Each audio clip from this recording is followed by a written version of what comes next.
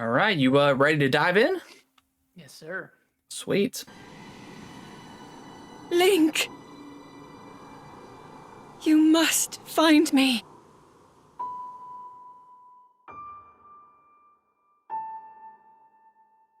Welcome back to a very special episode of Gaming with the Bros cast. We are talking everything Tears of the Kingdom. So if you have not played this game to completion, at least through the story, I mean, you could, if you haven't done some side quests and stuff like that, there's not much to spoil there. But yeah, if you haven't beaten the game, pause the show, go fight the good fight, and come back and let us know.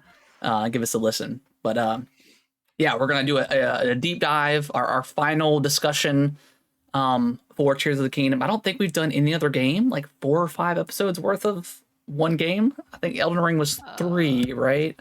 Yeah, it was 3 or 4. Yeah, Then we did a boss ranking. we did do a boss ranking episode, That was fun.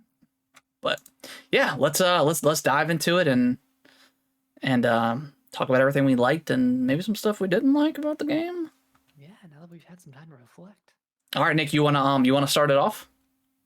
Yeah, so I figured it'd be good to kind of start from the beginning in the Great Sky Islands and kind of compare it to the Great Plateau a little bit. So Yeah.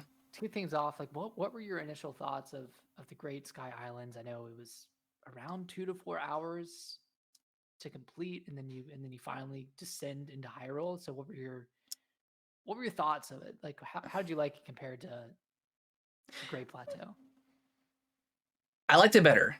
I think it. I mean, it really.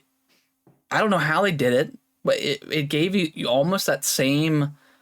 You know, in Breath of the Wild, you get up, you walk out of the cave, and you're just like, oh my gosh, this game is beautiful, and then you just go, and it's not quite the same. You know, you start out with Zelda, in the caves below Hyrule Castle, and yeah, it just we talked about it before, but just that whole vibe, and then but once you get to the Great Plateau, you I know it's really quick to get you diving off a cliff, and it's yeah, that whole scene was just amazing, diving into the water and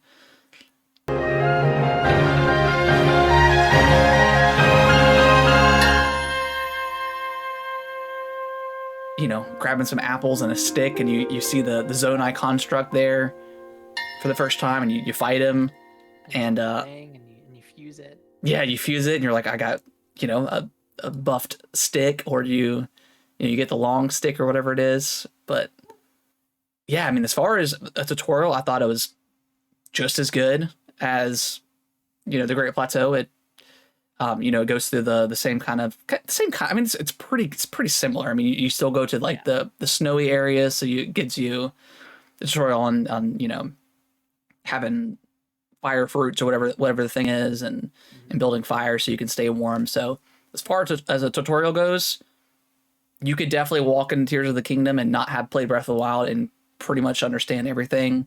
Yeah. That you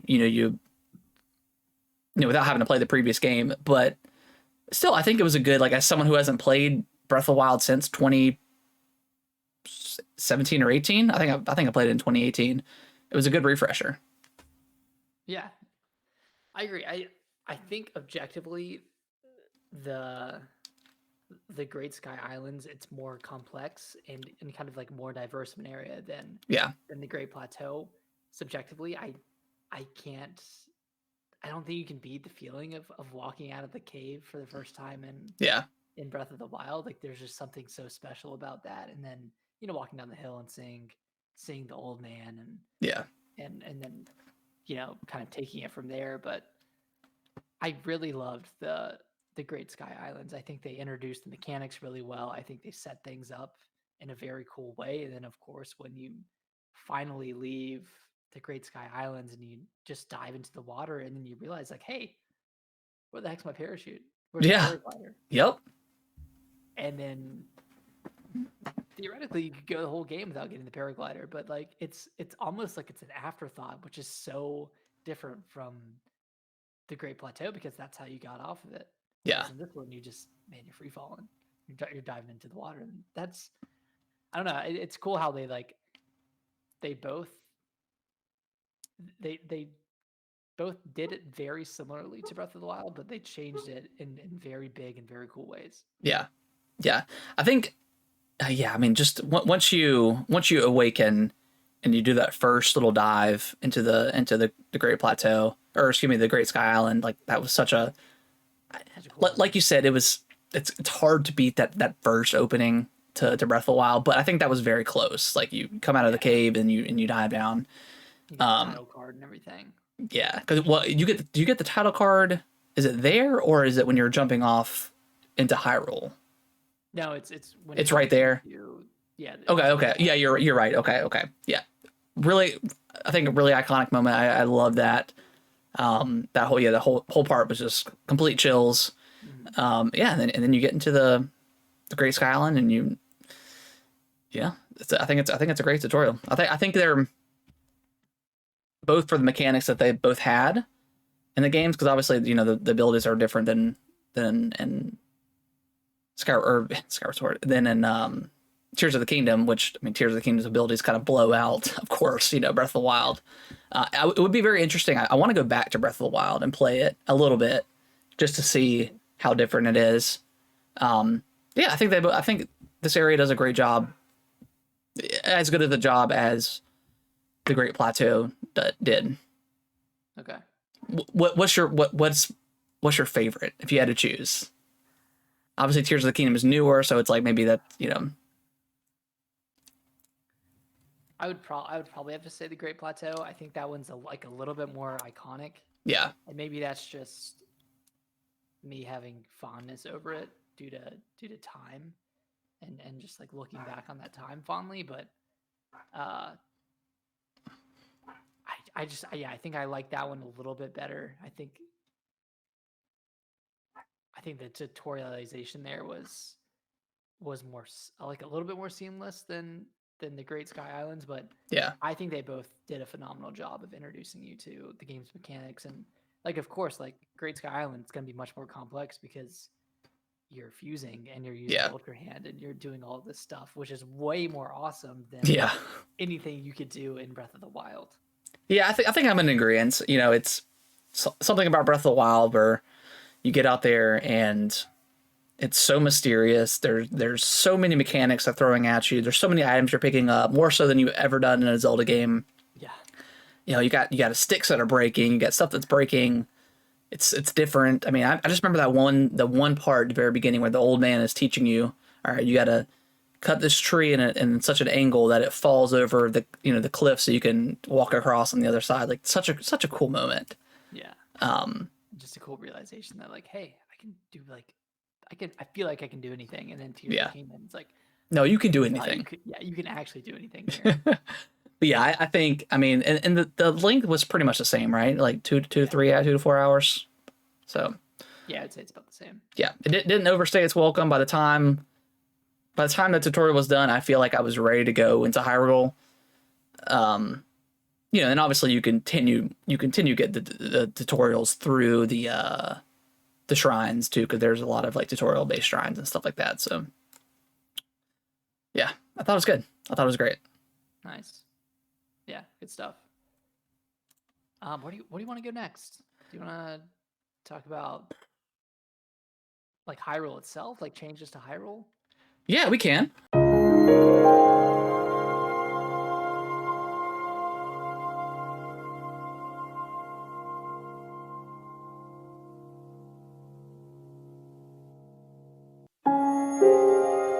I'll be honest, again, like I love Breath of the Wild, but it came out in the same year that my son was born. So, and I did play a lot of Breath of the Wild, but I don't think I put like 40 hours in. I beat the main game. I didn't do every shrine. I definitely went to every area, but I didn't remember a lot of them. Yeah. So it honestly felt really new to me, which is crazy to say. So there's some people, like characters and stuff, like I didn't remember at first, and then it kind of clicked, and I was like, okay, this is who these people are. But yeah, I mean, what are your? I mean, you played more Breath of the Wild than I did. What were your Yeah. thoughts for the changing of the of Hyrule? Kind of the same thing where like it had been a little bit since I played Breath of the Wild, so I didn't really remember a lot of locations, or at least a lot of like the minute details of the map. And it almost feels like they like flipped the map on its head. Yeah, Like I feel like they like reoriented the map, like they flipped it 180. I don't know why I feel that way, but I always thought that in the map you were looking up towards Hyrule, and in this one you're looking. Are you still looking up at it, right? yeah, Is that okay? Maybe it's just because you start in a different spot. could be. It could be. Like you're like starting in the middle and you're just kind of like expanding out. Huh. That yeah, I don't know why that just felt so like felt disorienting almost. Yeah, But, I get that.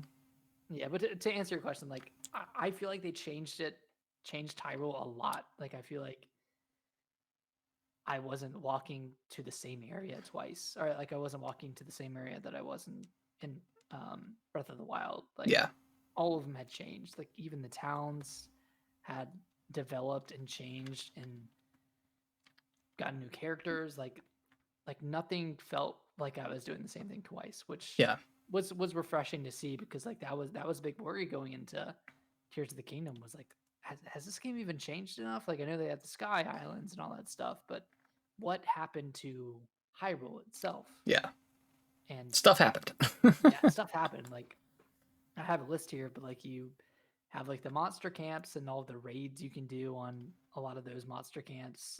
Which did you finish that side quest where you're doing the raids with like the villagers and stuff? I think I did. Because I never got that cutscene where like, and maybe this is like an in-game cutscene that showed off in the trailer where Link is running on a horse and he's got like a spear or something, and he's like twirling at it, and like there's the part where like all the villagers are fighting with you. I did never- that area. Because I never saw that. So but I haven't completed that monster quest that we're talking about. But Yeah, because that was at that was near Hatina Village at the okay, like the main like that big gate or the big wall. yeah, But I did the raid there, okay, but I didn't see that specific scene. cutscene. And it may not be a cutscene. It could have just been. I don't know. But I never saw that, so I was like, well, maybe I'm missing something. But Yeah, like I saw that one, and then I saw the other cutscene where like it showed like Link and like a bunch of other types of people crouching down and Yeah. on horses. Like I saw that too. So like okay, it honestly just depended on where you went. gotcha. Okay, Did the monster camps or monster raids. okay.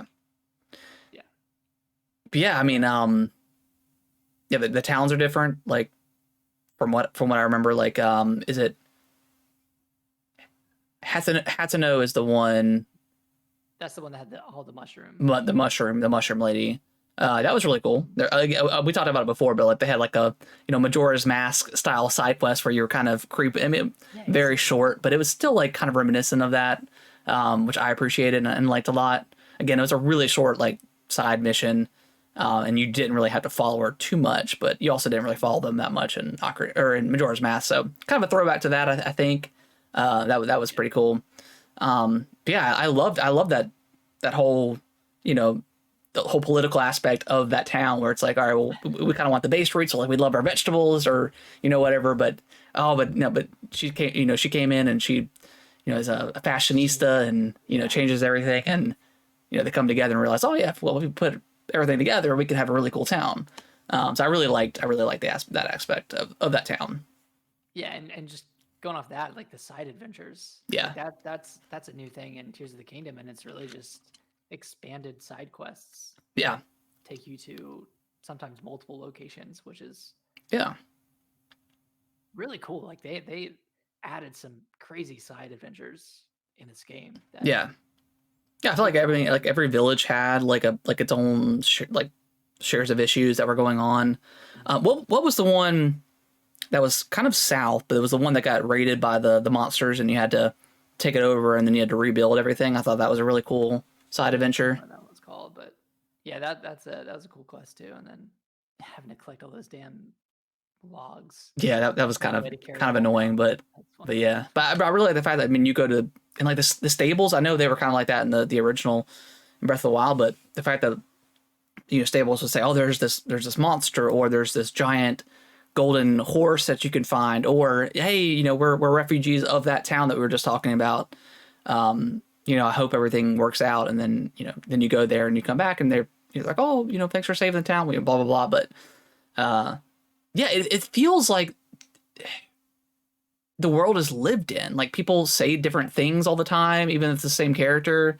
They'll kind of react to what's going on in the world, and, you know, stuff like that. So it feels really lived in, more so than, The sequencing is really good. yeah, like it just feels like, you know, you do something, you know, in the southeast region, and then you go up to the northeast, and they're like, hey, did you hear about this? What happened down there? And it's just really, like, I know it's all part of the coding, but it makes it feel really seamless and really cool.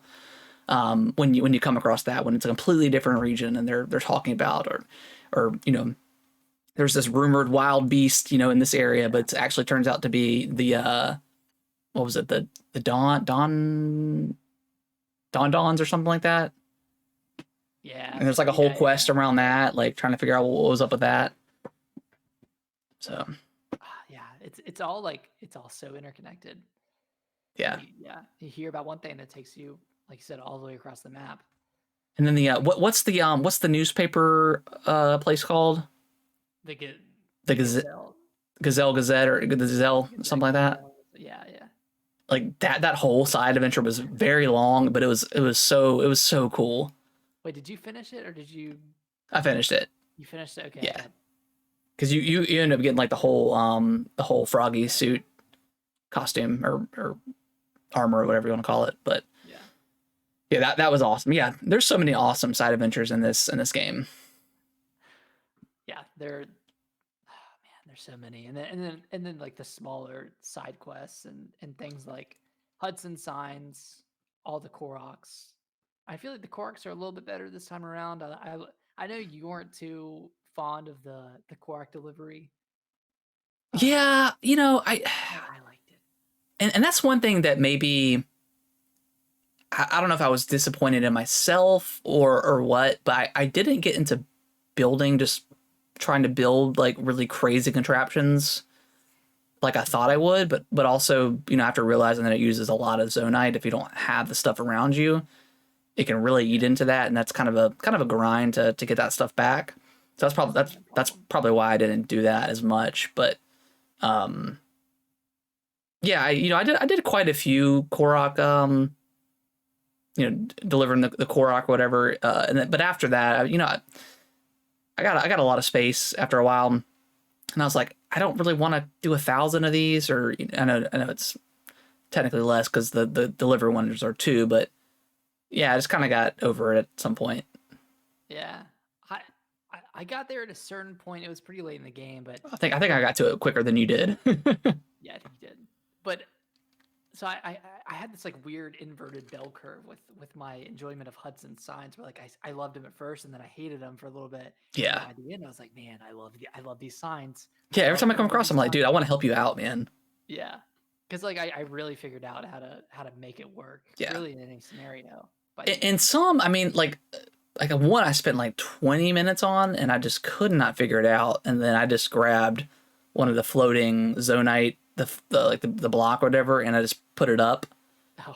and it just I works, didn't do that. and it's fine. I did that for a few of them, if I couldn't figure it out in like a timely manner. But yeah, like that whole interaction is so fun. Like, even when you mess up, he's like, oh no, my sign, or Hudson, you know, whatever. Mr. President, yeah. Like, just really, even on its like 30th time, I'm like, I still love it.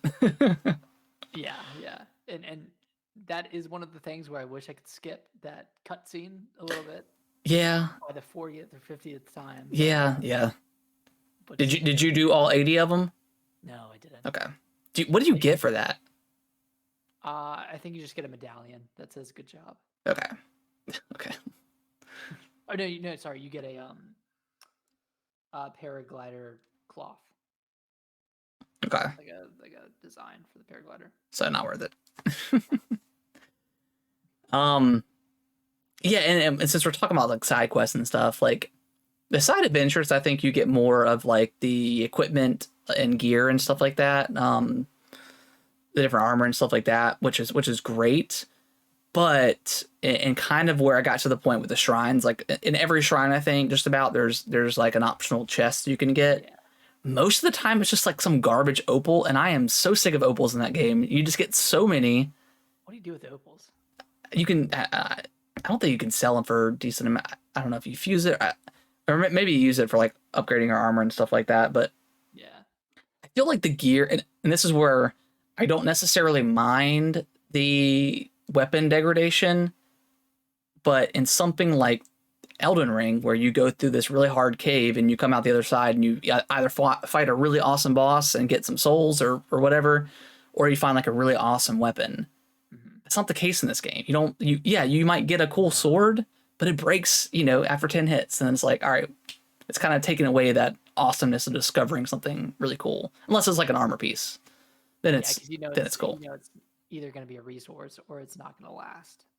So I hope in the next Zelda game they just take that stuff away, because I would really like to find some really cool weapons. I don't necessarily need like a limited amount of weapons like in the past Zelda games, but if they're going to continue this weapon variety, I would like to either just be able to, I don't know, spend money to repair it like every other game does. That would be kind of nice if you find a really cool weapon.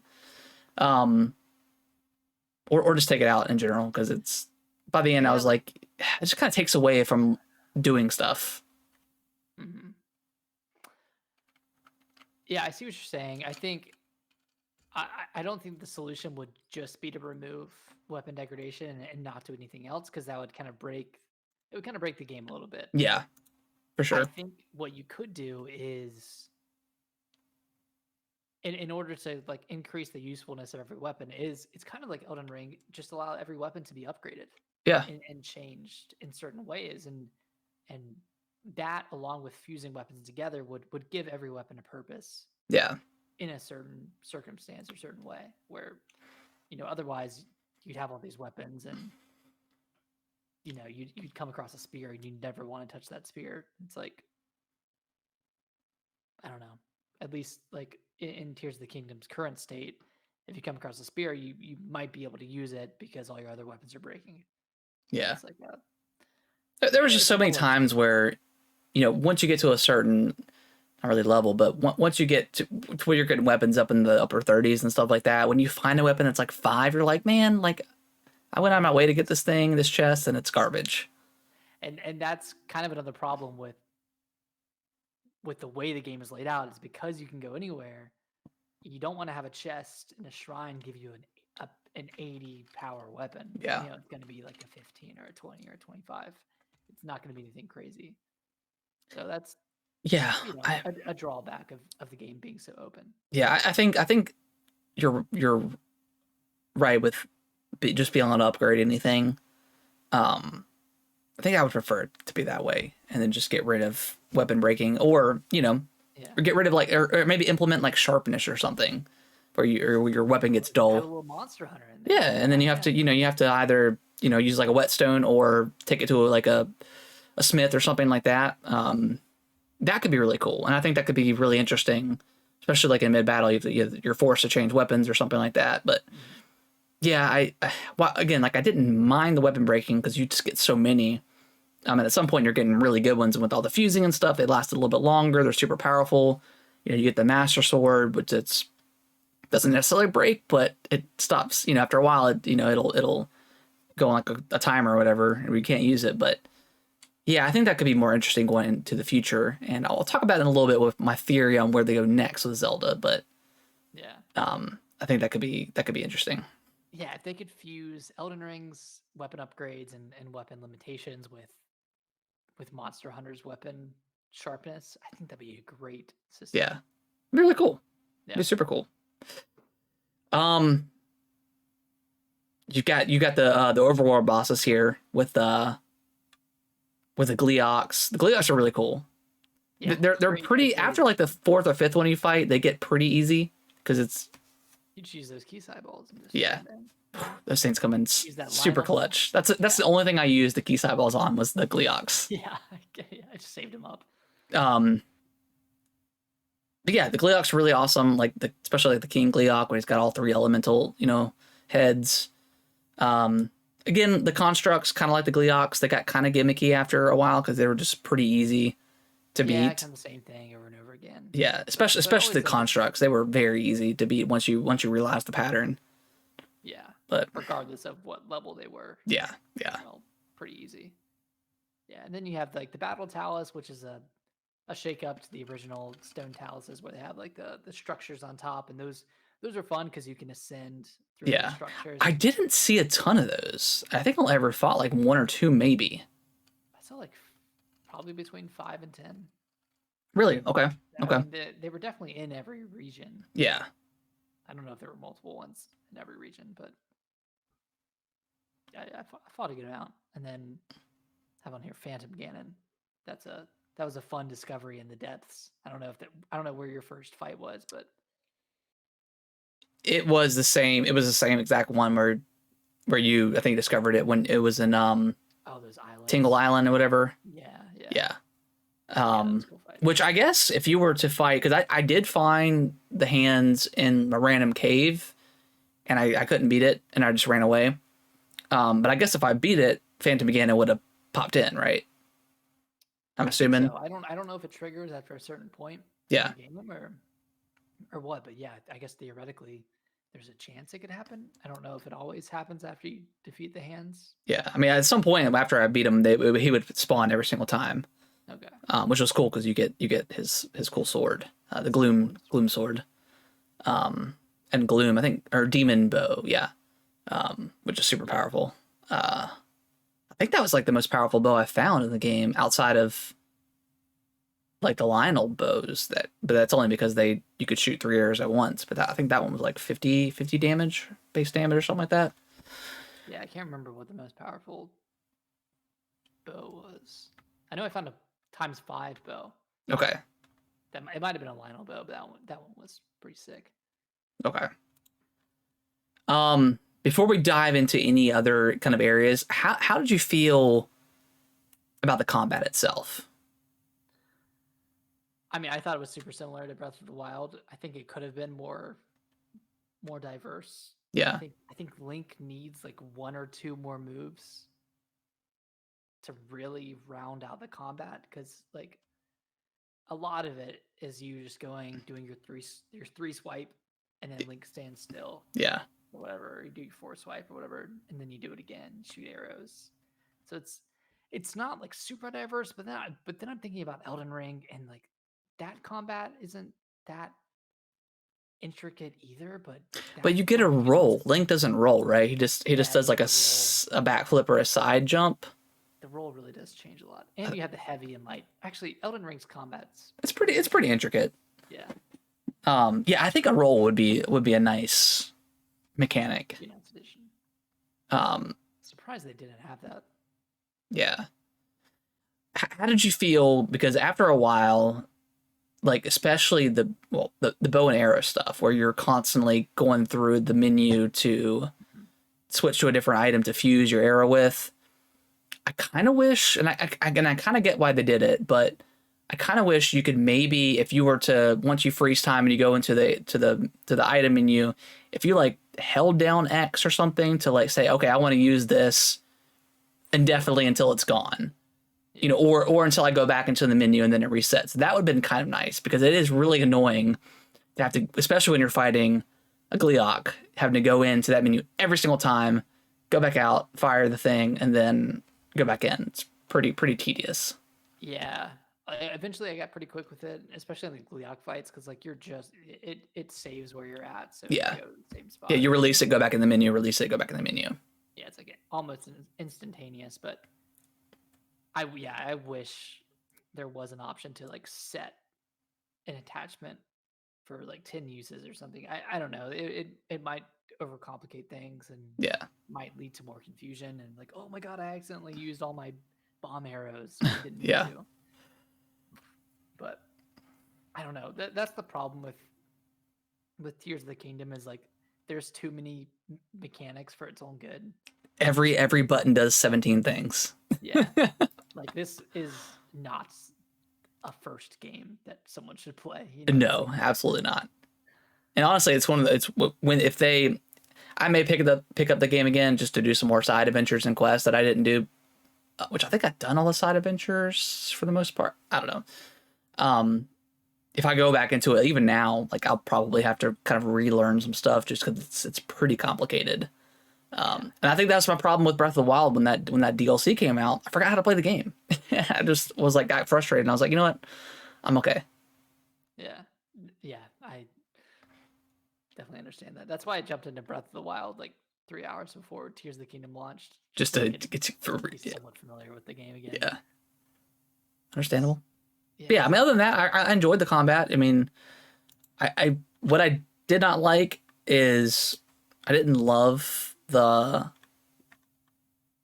companions you get when you're actually using them in combat. Like Tulin's the GOAT. That's great.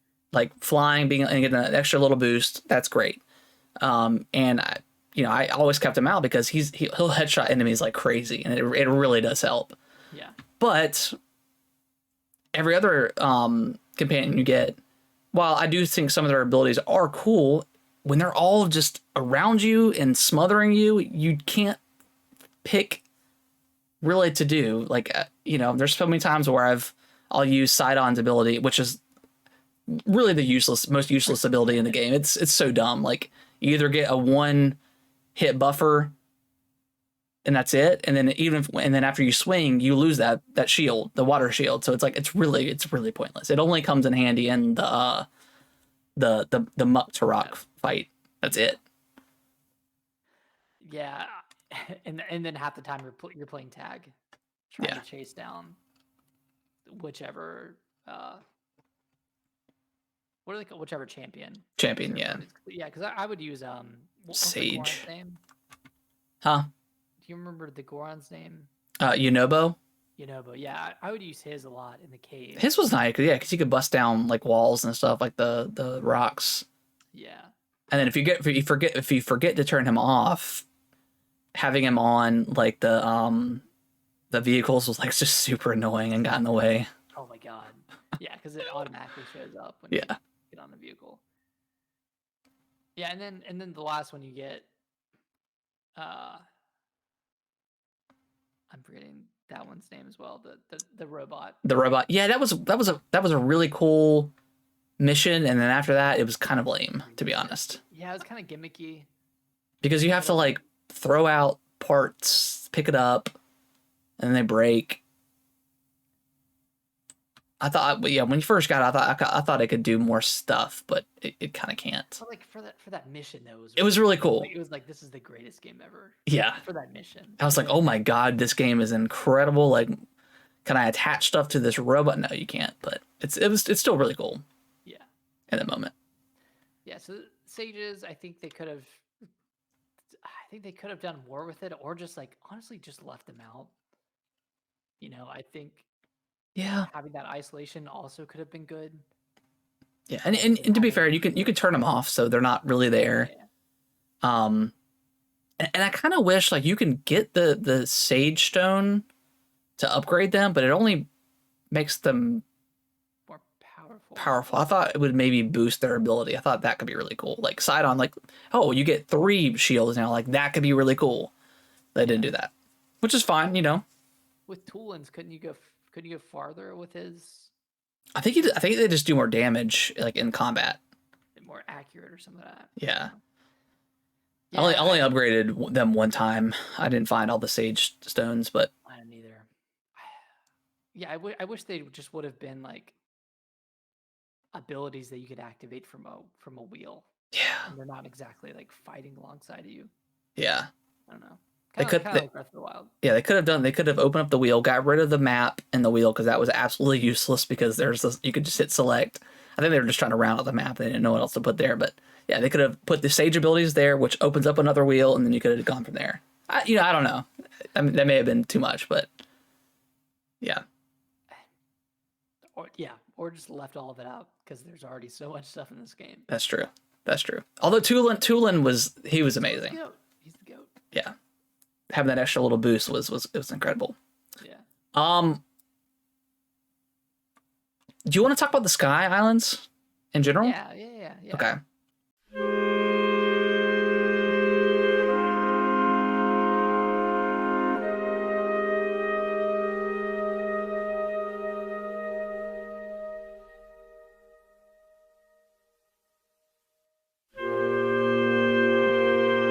So, all things said and done, after I didn't 100% the islands, but I got all the shrines and stuff like that. I don't know. I was kind of let down by them. Yeah, because they really set up expectations with the Great Sky Islands, and then you never see something that big until you get to like the Thunderhead Island. That was really cool. That was an awesome moment. Yeah, so I wish there was more of that, but it was a lot of like the archipelago things. Yeah. Just like the very basic stuff that's like maybe 3 or 4 islands connected or close together. Yeah, and like one thing I did love is traversing between those islands and Yeah. using the glider and like taking off and flying and doing all that stuff. Like that was like one of my favorite parts of the game was building something and then flying and seeing how far I can get. But the actual the contents of the Sky Islands were a bit of a letdown. It was pretty light. It was basically just an area to go re-up on the gacha machines and get more Zonai parts or whatever. I mean, like the sphere like puzzles were pretty cool. I think there was like 4 or 5 of them. Those are all neat. They were all pretty different. I mean, all the Sky Islands leading up to the wind and water temple were really cool. Yeah. Especially when like floating mechanics kind of come into play. Like that was added some interesting like those mechanics to it. Those were like really, really high points of the game was getting up to the water temple. I love that. Getting up to the wind temple was really cool. Yeah. There were a few other unique areas in the sky that were pretty special. Like I love the skydiving ones. Yeah, those are cool. I like those. Those were fun. Maybe there was more to the Skylands than I liked. I think there were like a few one-off, like big islands where you got the Zonite armor. Yeah. Yep. So there were like 2 or 3 of those like bigger islands. I don't know. Maybe I'm dogging on it a little bit. I think my biggest issue with Sky Islands is the fact that there was no connection to Skyloft. I thought for sure that with them, introducing Skyward Sword, saying, "Hey, this is the prequel to this is the first game on the timeline. It takes place in the sky for the most, well, not for the most part, but it starts out in the sky. Here comes Tears of the Kingdom. You're going to the sky." I feel like everyone just expected it to have some sort of tie-in with Skyloft, and we didn't get anything. Which is DLC. And maybe it's jumping ahead a little bit because we'll talk about the overall story, but I really feel like this game is a timeline reset. Breath of the Wild and Tears of the Kingdom are a timeline reset. Yeah, they didn't really care about the rest of the timeline, and like that's fine. Yeah, but yeah, the timeline has never really mattered, like in any Zelda game. Like Skyward Sword had a really unique, really cool story and premise. Yeah, like they set it up so well, and they just didn't. They were too afraid to connect to another game. Yeah, because I mean, it starts off like Hyrule was not established, so that can lead into Rauru coming in and doing his thing, but also in Ocarina of Time, the light, I think is the light sage. I can't remember which sage he is, but his name is Rauru, and he's like a human-esque figure, a human. So I don't know, with that, like it kind of yeah. I really do feel like it's a reset, which again, it's fine. Like I'm not mad about that. I just wanted it to somehow tie into Skyloft because that's what I expected. At some point, you got so high up that you would start to see the Skywings or the Loftwings. Loftwings. Like that would have been really cool. Yeah. a really cool moment, but it didn't happen. Maybe it will in the DLC. Who knows? It's always the DLC. Like, you go even higher and you reach this new area. Yeah. It's like a changed Skyloft. I think that'd be awesome, man. That'd be really cool. Like if they did some DLC with that, all right, cool, really, really cool. But I really wanted to. Not that Skyward Sword is my favorite Zelda game ever. It's not. But it has one of the best stories. It does. It really does. It's got a great story and a great kind of beginning of. And even like when Link is transporting the broken Master Sword to Zelda in the past, she talks to the sword. So yeah. What's the sword? Fi's spirit is in the sword. So it's like it's there. They just never like kind of expand on it. Interpret. Yeah. So maybe there'll be some hopes in the DLC. Who knows? I don't know. That could be really cool. Yeah. Talked about the sky. I mean, Nick, the biggest surprise though, the depths. The depths, man. Hyrule Part 2. The depths was probably my favorite part of the game.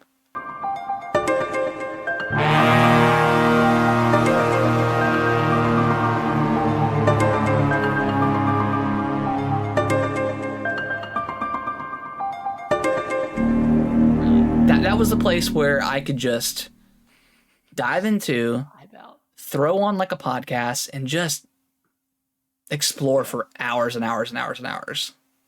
Yeah, and it's always so exciting too because it's so dark, and you're like, what is that over there? Like, where am I even going? Where am I on the map? How is this connected to Hyrule?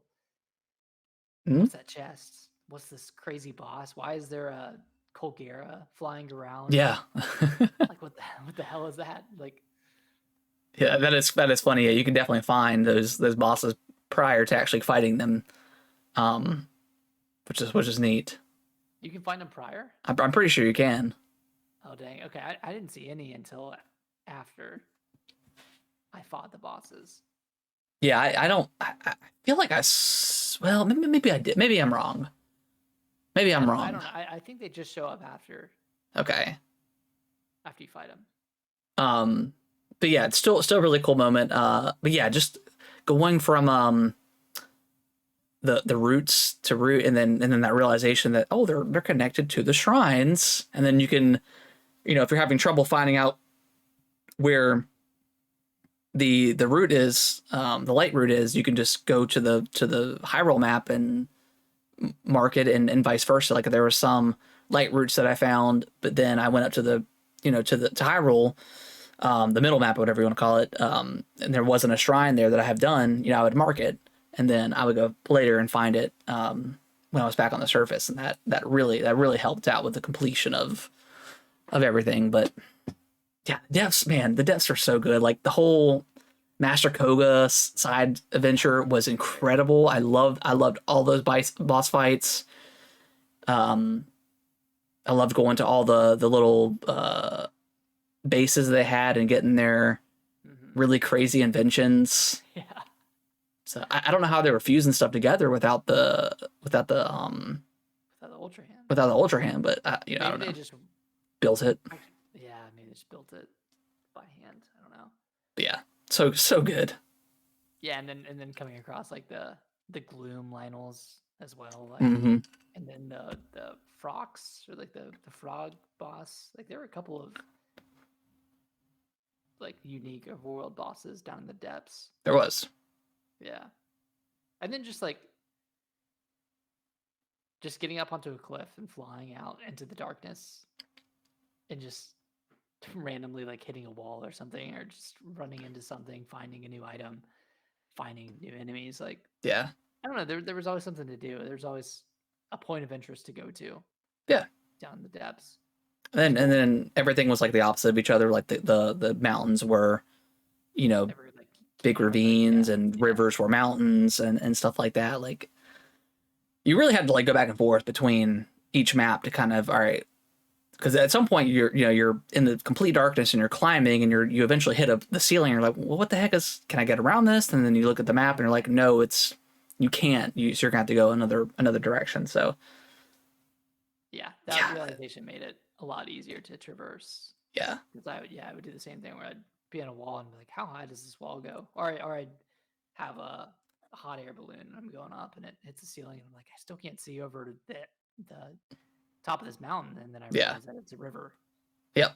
In Hyrule. I'm like, yeah, just everything on Hyrule correlates down into the depths and vice versa. Like everything is the opposite of each other, and there's I think all the bosses are underneath like villages, I think, or something like that. I can't quite remember the correlation between those, but or I think maybe the mines are underneath the villages. yeah, I think so. The bosses are underneath something. Yeah, I can't remember what they correlate from, but yeah, They might be underneath overworld bosses. they might be. Yeah, I don't know. I think the Lionels are the same way, aren't they? Like there's a Lionel up on the Like same spot. yeah. There's the Gloom Lionels down the bottom in the depths. Yeah, I think maybe.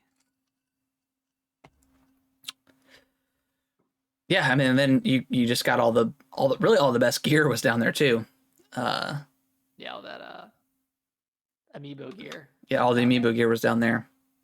And a lot of like non-amiibo. Well, actually, was it all amiibo gear?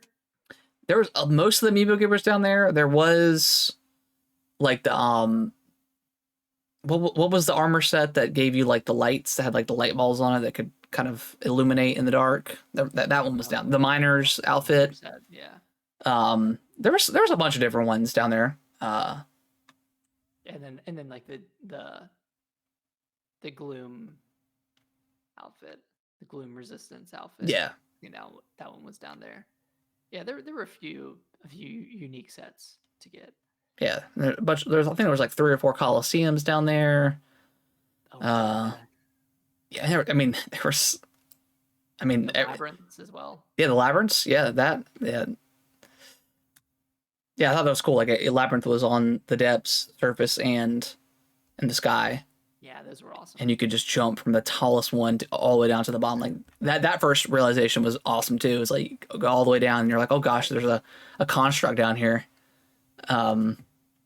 which is crazy. But yeah, man, the depths are like my favorite part of the whole game. I loved it. I didn't like it at first because it was like kind of foreboding. It was like very intimidating.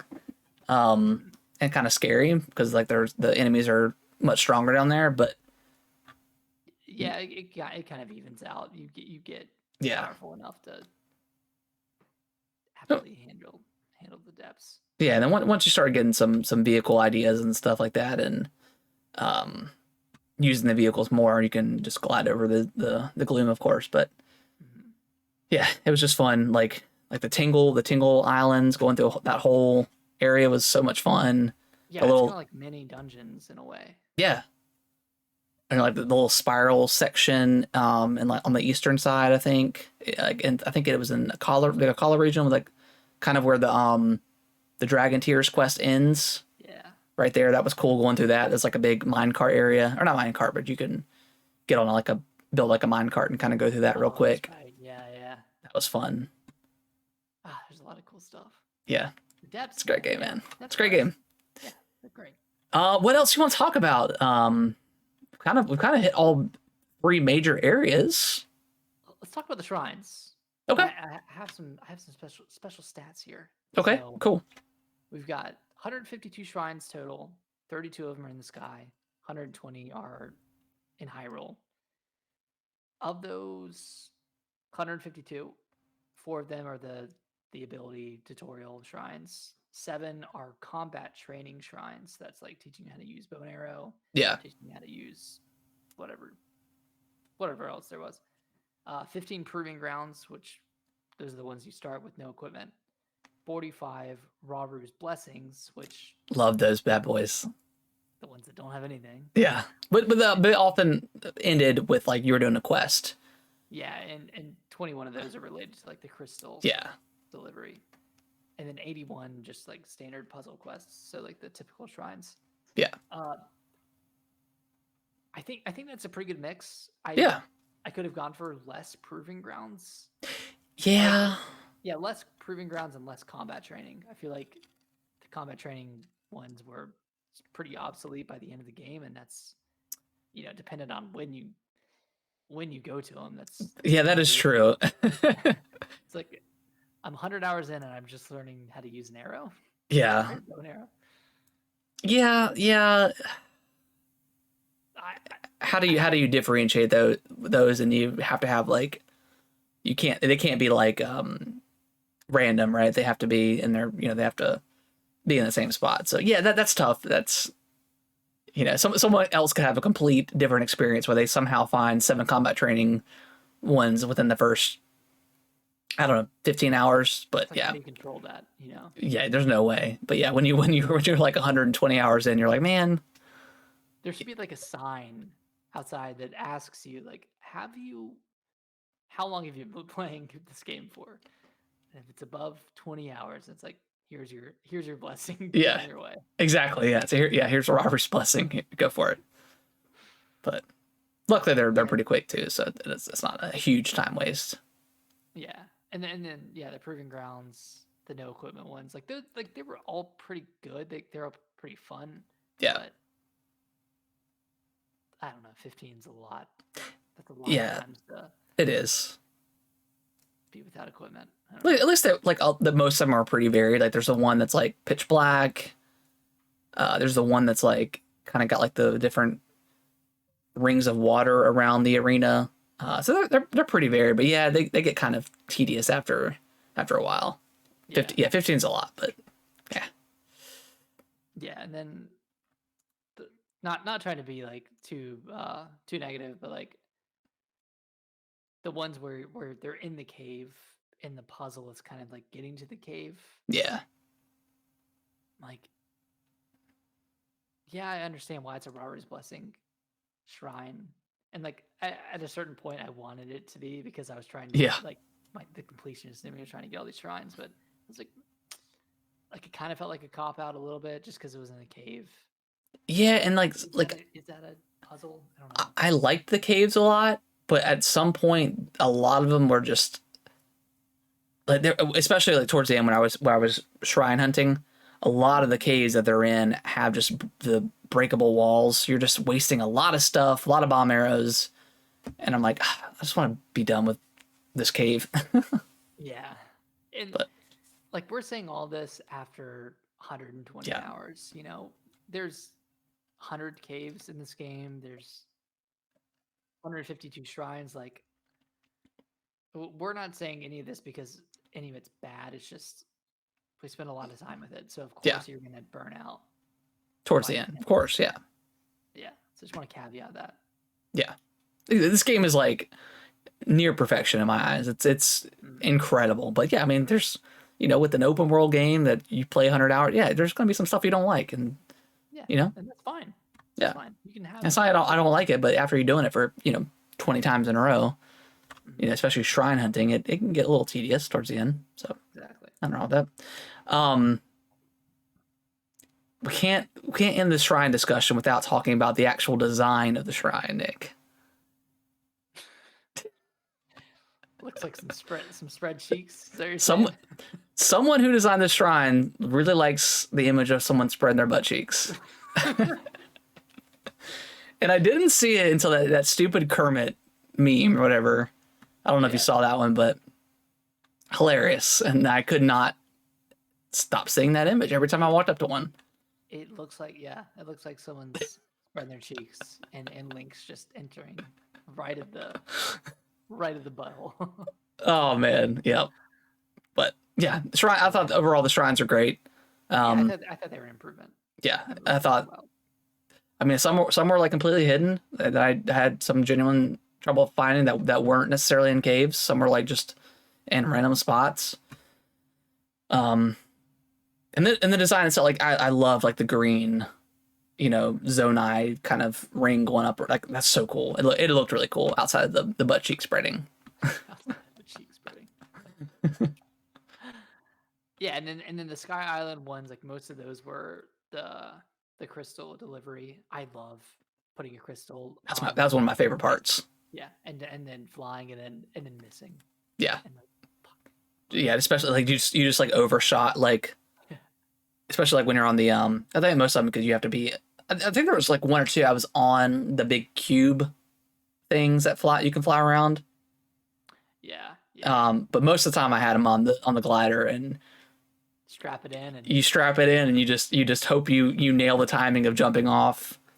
Yeah, it was a lot of fun. I hope you don't jump off without the crystal either, and that falls off the side of the map. Like, Yep. I don't know. There's a lot of hilarious things that can go wrong.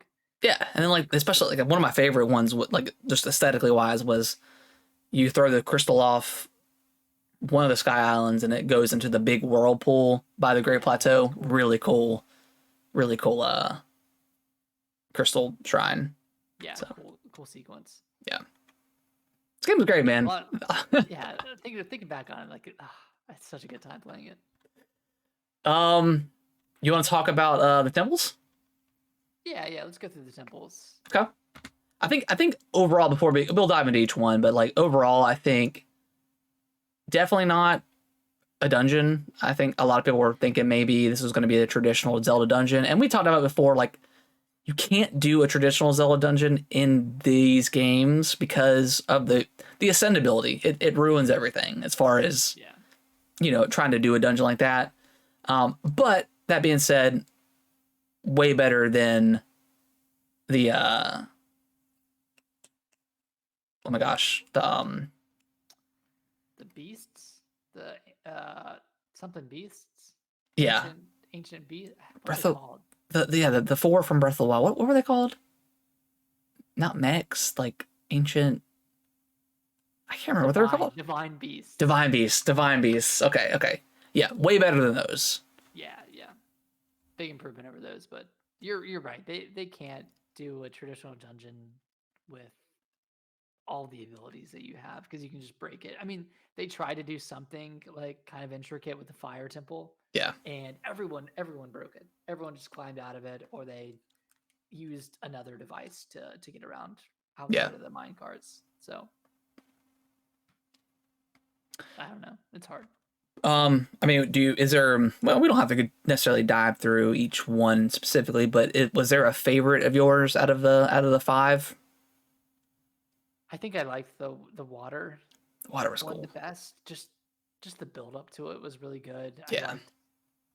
I liked that entire quest, and then the area right before the water temple where you're jumping around in lower gravity.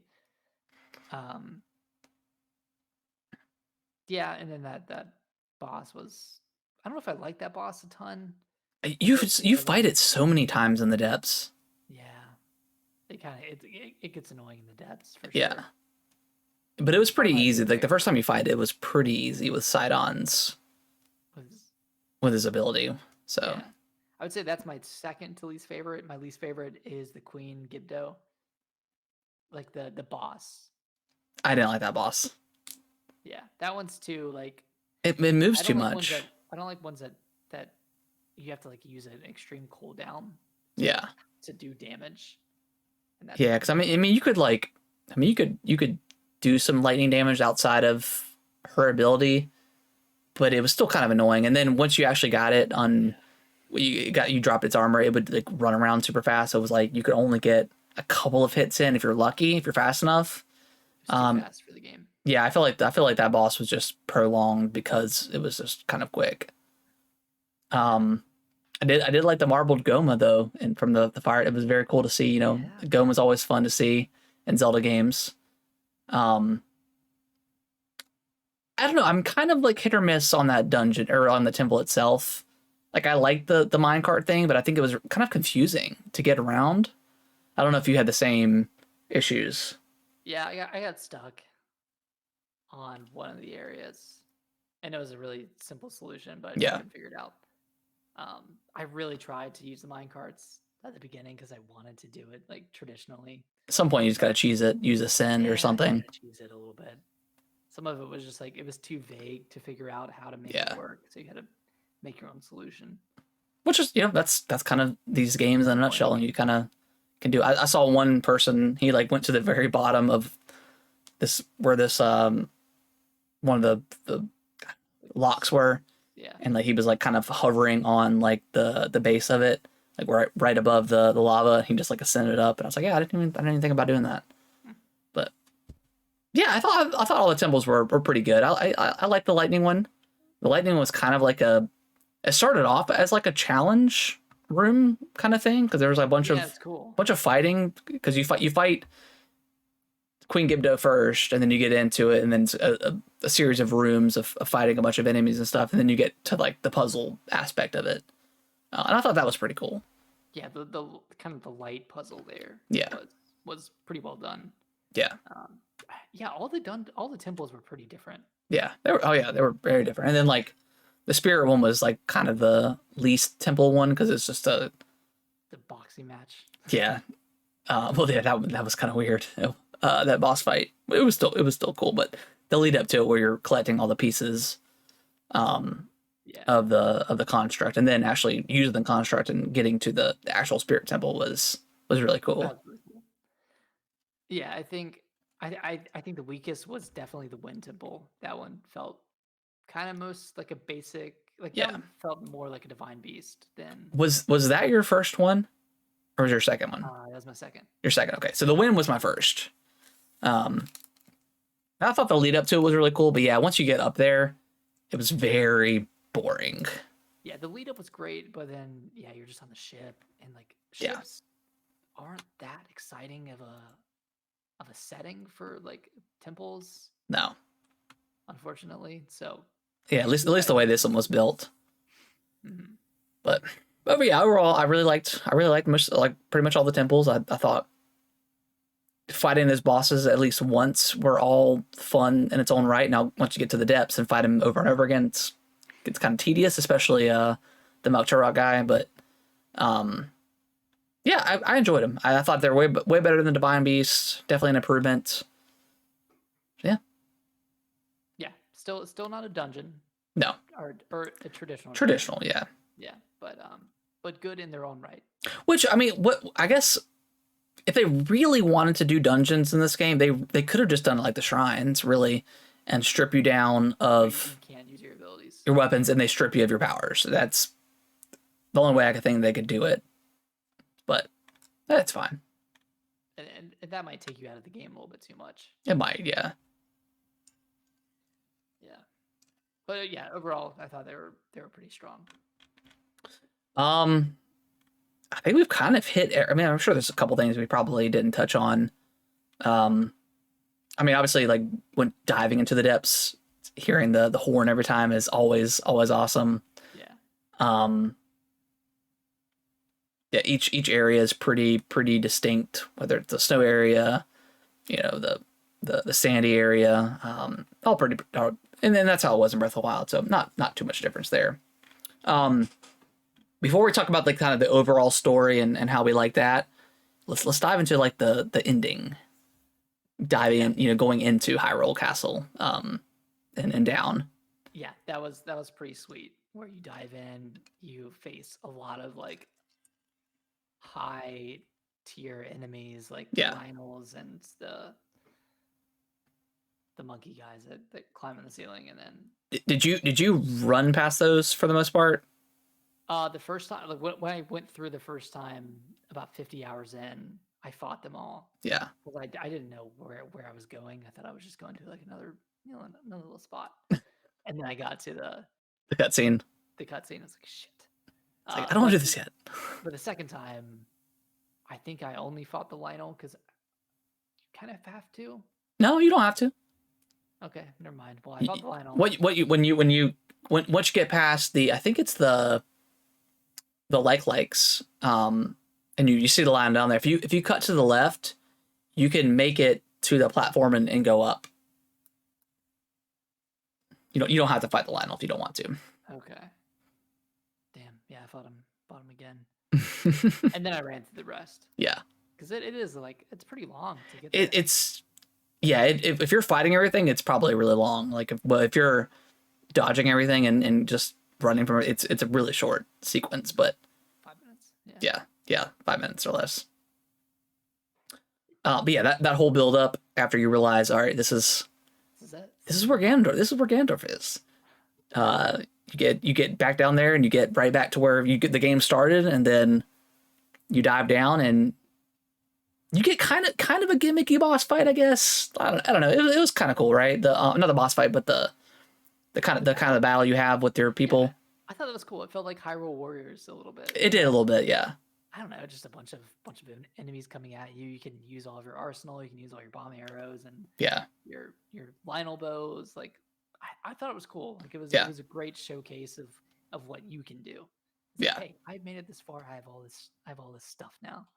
What were your thoughts after you beat like the 4 or 5 waves of enemies? What were your thoughts when all the bosses showed up? I was like, please do not make me fight the bosses for the love of God. and then luckily, all the sages take over. And I think if you didn't go through the dungeons, They don't show up. They don't show up at all.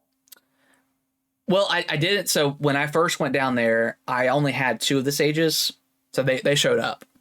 So I don't. But I did, as soon as I landed and the cutscene happened, I quit and left. I was like, I don't want to be here yet, because I didn't realize where I was going. I should have, but I didn't. So I quit and left. So I didn't actually complete that sequence. So yeah, maybe if you probably don't have to, but maybe if you hadn't fought him, you have to fight him then. But that would be kind of interesting.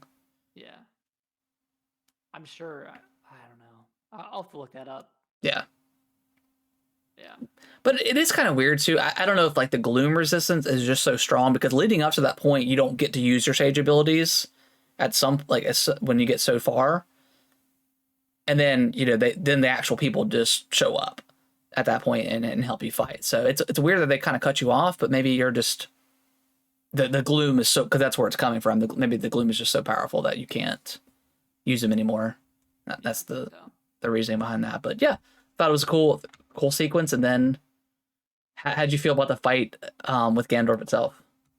How disappointing.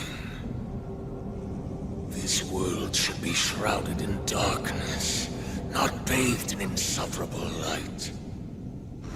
All these weak, peace-loving cowards running rampant. It would have been more satisfying to overcome a worthy foe.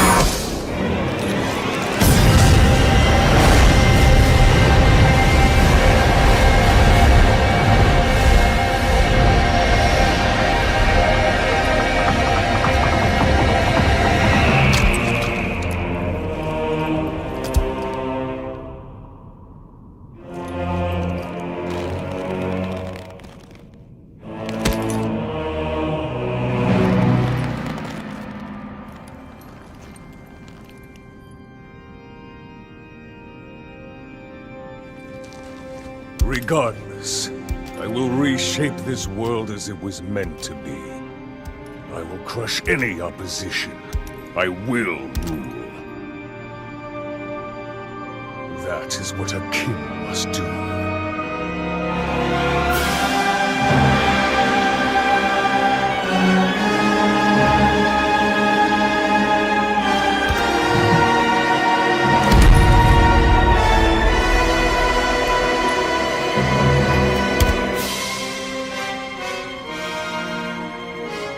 Do not look away.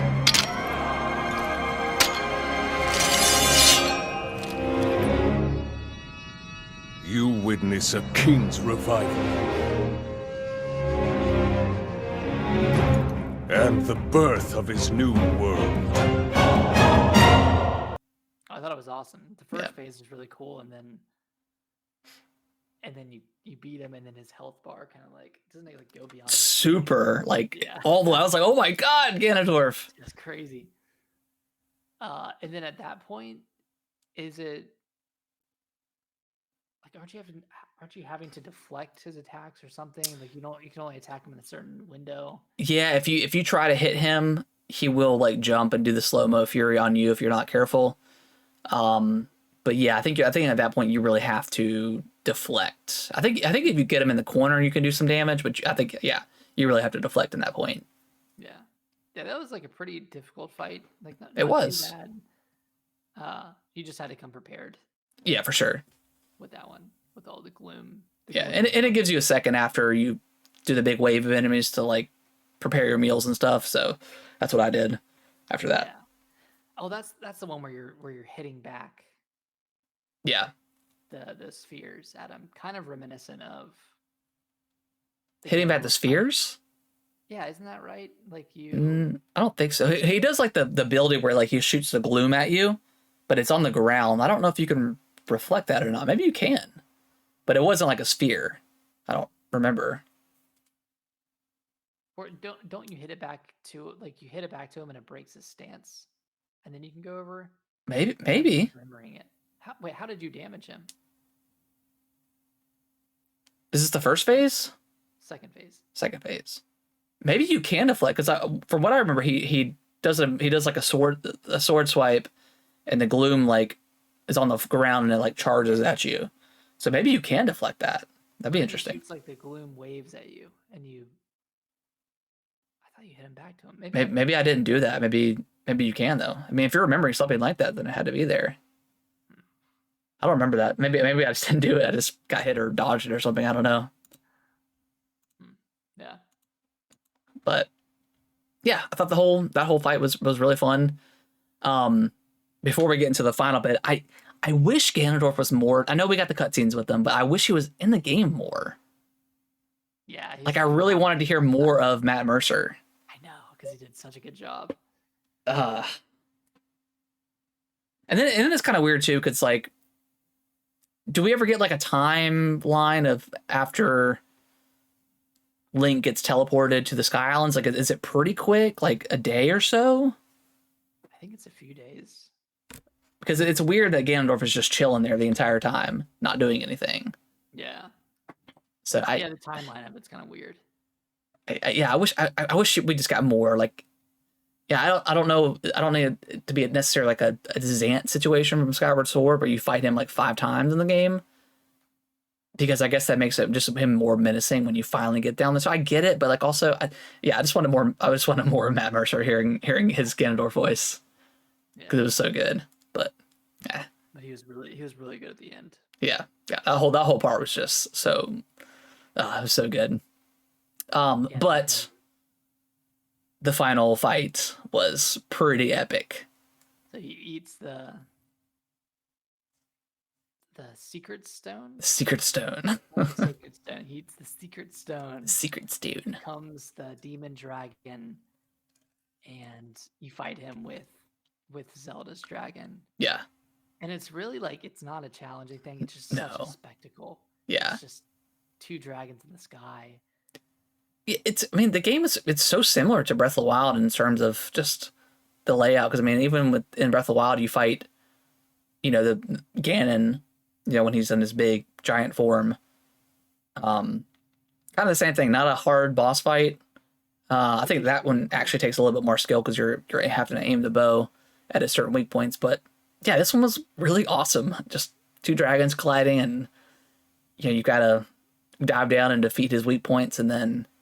I mean, just stabbing him in the skull. Yeah, that was sick. And then, having just Zelda's dragon just come and sweep you up and you're falling was so cool. Yeah. So well designed. Yeah. Too. Yeah, it was great. Everything about that fight was beautiful. I took so many screenshots. I've never screenshotted and saved more videos in my life during that moment. It was so cool.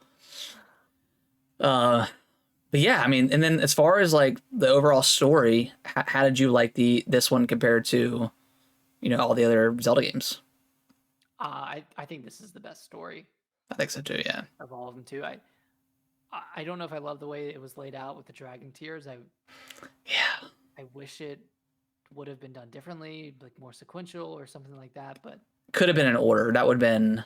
yeah, like regardless of where you find it, it still shows the scenes in order. Yeah. That way, it makes a bit more sense. Yeah, I would have liked that too. I would have liked that more as well. Because I mean, you could totally get to the point where you see like Ganondorf show up and kill Sonya, and you're like, what? Yeah, like there's still like 5 more scenes Prior to that, happen. Yeah, and the next Yeah, one I you saw find that is like the one where Zelda's teleporting to Old Hyrule, and then you're like, wait, what? What's going on? yeah, So yeah, I wish they would have done that a little bit better, or yeah, like you said, more of a sequential order to where it kind of made sense. But that's how it was in Breath of the Wild. So yeah. And the last scene where Zelda becomes the dragon, and then you see her, and you're like, I gotta go up to her. Did you do the same thing where you flew up? And Yeah. then that's where you got the Master Sword. yep, At yep. that point, okay, yeah, I did the same. Which I guess could you theoretically, because the light dragon, she does show up in the game at certain spots like the other dragons do. Could you theoretically fly up and get her just in one spot and get the Master Sword? Well, I think you have to have a certain amount of hearts You have to have or stamina. So you have to play the game a lot, I guess. But still, Yeah, and she's typically higher up in the air. then you can get aside from to. that. Okay. Yeah, and then there's like a separate quest from the Spirit Temple if you haven't done it by that point. Yeah. So yeah, there's a couple ways to do it. Yeah. Yeah, because I got that point. It was like find the Master Sword after the Spirit Temple, and you're like, hey, you got the Master Sword. So yeah, some of that funny. It's like same thing with like I think Pyrrha when you're like, all right, you got to find where Ganondorf is. Oh, you know where Ganondorf is. You found him already. Yeah, I thought the story was great. I thought it's always tough doing like Zelda's never been shy about doing time traversal, but I thought this one was done really cool. Where like you're like, okay, how does Zelda get back to the present? Does she do something with her powers? It's like, no, she literally lives for like thousands of years or whatever it takes to get the Master Sword up and running. It's crazy. So again, like that. With that being said, it's like again, I think it's a timeline. They kind of reset the timeline with these games. Mm-hmm. Yeah, and like just separately, but like that, like knowing the gravity of that situation and then seeing her finally turn back. Yeah, very to cool. human at the end, so it's like such a big relief, and then like seeing like the Link's hand out, like reaching out towards her and finally grabs it, kind of brings the whole story together from the beginning. Yeah. So it's great, a really great ending. Probably one of my favorite game endings. Yeah. Which people are theorizing like the whole scenario with Link getting his arm back and with Zelda going back into her human form. I guess people are theorizing that with Sonya and Raru's powers with Link's, that they were able to use some variation of recall. And that's why they were able to kind of fix his arm and bring Zelda back. That's kind of what makes sense. It's the only thing that really makes sense to me. Yeah, like extreme recall. Yeah, because other than that, I mean, you can't recall anything in the game except for like items. Yeah, but recall was Sonya's ability, right? Or it was it was both, I guess.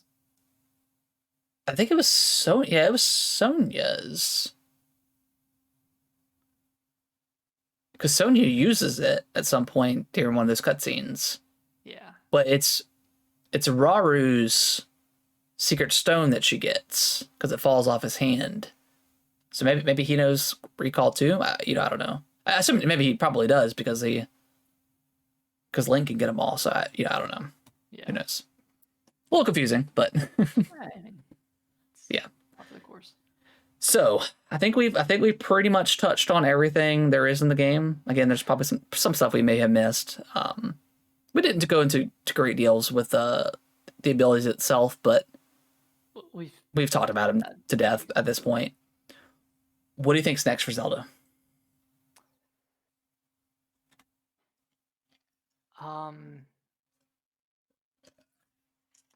I think I think this is the end for for this Link, but I think they do a similar.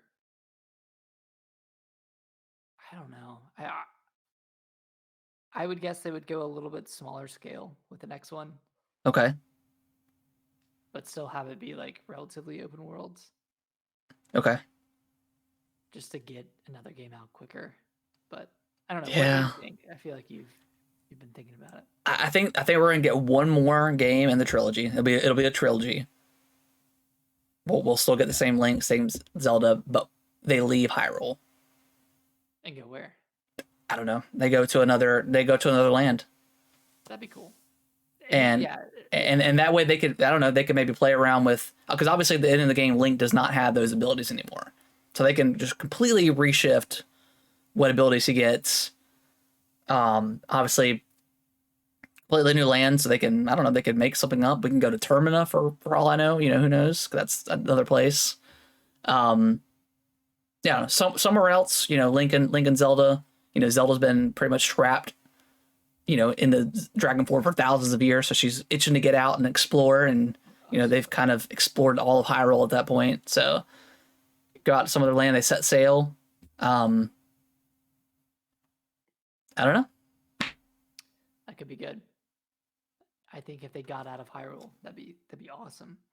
Yeah, 'cause I really like the Link and Zelda we have now. Like I think they're good characters, and yeah, I think with them getting out of Hyrule, they could really shake up the gameplay. They could maybe do like we said earlier with the whole weapon thing, and they can completely shift that up with the sharpness, or kind of doing some Monster Hunter kind of gameplay with that. Whether or not you can actually go back to Hyrule at some point in the game, and that would be kind of crazy. And maybe that's only on something even beyond the Switch 2. Who knows how much that could handle. But yeah, if they're going to do a third game, I think they can't do it again on the same Hyrule. No, you can't do the same thing 3 times. Yeah, they've got to go out, leave, and I think that'd be really cool. Yeah, because I do like these characters, and I'm almost not ready for them to go yet. Yeah, I don't know. You could set sail with like Pura and Link and Zelda, and I don't know, somebody else side on because they're bros, and yeah, set sail, and you could build camps or something. I don't know. Yeah, it'd be cool. Be really interesting. But also the DLC. Skyward, freaking Skyloft, man, come on. It's gotta be. Because I mean, we'll wrap it up on this one. But if they don't do Skyloft as a DLC, what do you think they do?